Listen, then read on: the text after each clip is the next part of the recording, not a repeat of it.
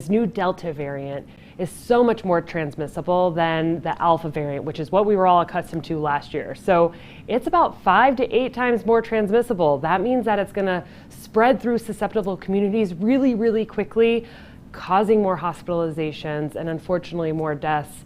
And that spread's happening right now, and it's going to be tough to curtail it. I want to talk more about the Delta variant, but let's get to that in a second. Garth Brooks, country music star, was recently in Salt Lake City, is talking about canceling his stadium tours. The state keeps coming out reporting somewhere, give or take, 1,000 cases a day.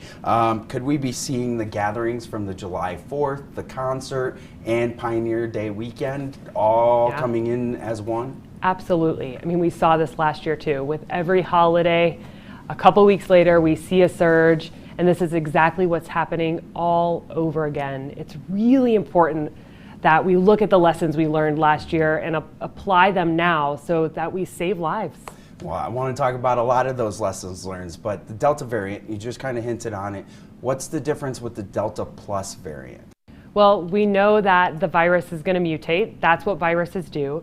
Delta Plus is another variation of the COVID virus. But here's the thing, the more susceptible people there are, the more unvaccinated people there are in our communities, the more quickly the virus is going to spread and change and get stronger. And that's what's happening with the Delta Plus. So there's not a lot of spread yet, so we don't know the exact implications of it. But what could be happening is, in addition to Delta, which spreads more quickly, it could actually have the ability to evade the vaccines. And that's what we really want to avoid. And the best way to do that, of course, is to get vaccinated so it doesn't spread at all. But any of these mutations are going to be scary moving forward. Well, how far down the Greek alphabet are we going? Because we have the Lambda variant, the Epsilon variant. I mean, there's a few more there. I mean, this virus mutates constantly, and that's normal for viruses. So they only name them when the mutations have a significant mutation that causes either a change in how it acts or a change in how it impacts humans. And unfortunately, because our vaccination rate is relatively low, we're going to have to keep going down that Greek alphabet. Unfortunately, we've got to talk about the deaths too, because we're approaching 1,000 deaths. Hearing that so many people have become victim to COVID-19, what's that make you feel inside? It's really hard because we know that these deaths are preventable for the most part, especially now, especially with the vaccine available.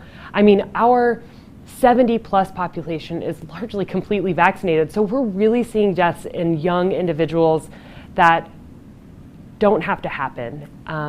And so it weighs on me constantly about what can I do as a public health professional, as a health officer, to help people understand the gravity of the situation and the benefits of vaccination. Well, let's talk about some of the help that you can do. Underneath your chair is a little map of Salt Lake County.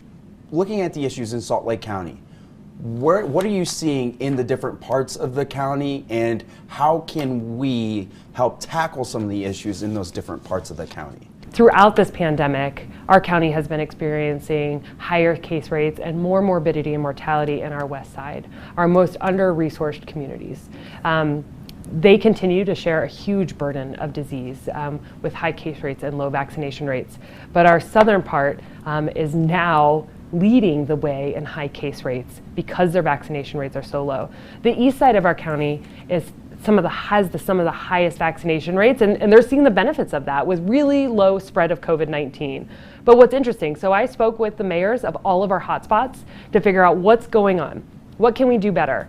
The west side has a historic distrust in the government, right? Not unfounded, that we need to do a better job of fixing so that we can help our communities be more resilient in terms of responding to emergencies. And to do that, we're working with trusted voices within those communities, the community-based organizations, the faith leaders, our community health workers are going out there. It's been a really effective response on our west side. The South is interesting because what we're seeing there and we're hearing from the elected officials there is that it's really a political divide where individuals think that COVID is over. They think that a lot of government officials are lying and that all we're trying to do is limit their ability or limit their freedoms. And that's a harder thing to overcome. we've seen throughout this pandemic the impact of the political divide on how we're able to respond. And that's happening in the southern part of our county. And honestly, it's really scary, especially as some of our biggest school districts are there as well, going into the fall and potentially having even more spread among our youth. How do we help send positive messaging that way so that people can start to understand things like the vaccination and it works, or masking and how important that is? Definitely can't keep coming from me. We need a variety of voices out there. We need individuals who look different, who come from different walks of life, who have different political and religious beliefs, to all come together in a unified message. And I think we're starting to see that on the national level with some of the news media outlets and some of the important political figures out there. We need to do that on the local level as well. And our leaders in those communities need to understand their power and their impact on their communities and take it upon themselves to be that unifying voice. Coming up, Dr. Dunn and I talk about the 3 vaccines and boosters. We'll see you after the break.